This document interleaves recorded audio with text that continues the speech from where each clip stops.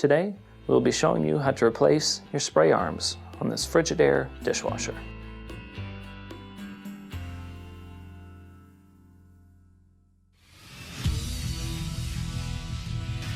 Be sure to visit ApplianceVideo.com, where you will find thousands of repair videos on the latest technology.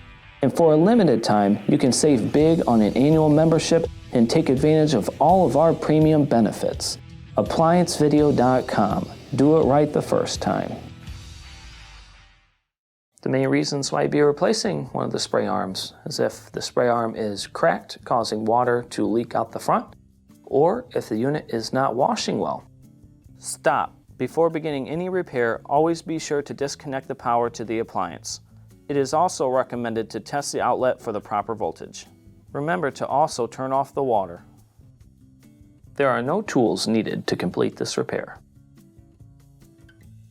We'll go ahead and open the door here and pull out our racks.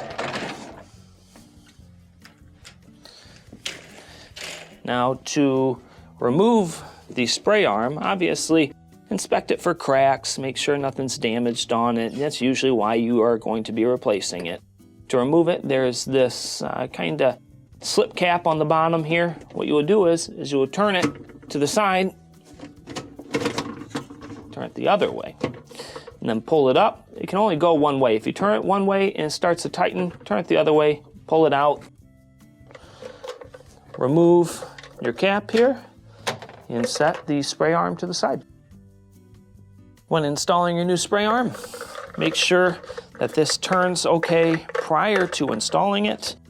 We will slide in the cap. Now, you notice the bottom comes out a little bit. Make sure you slide it where that is it helps lock it in place. So put it in over the top, slide it down. We will drop it in place.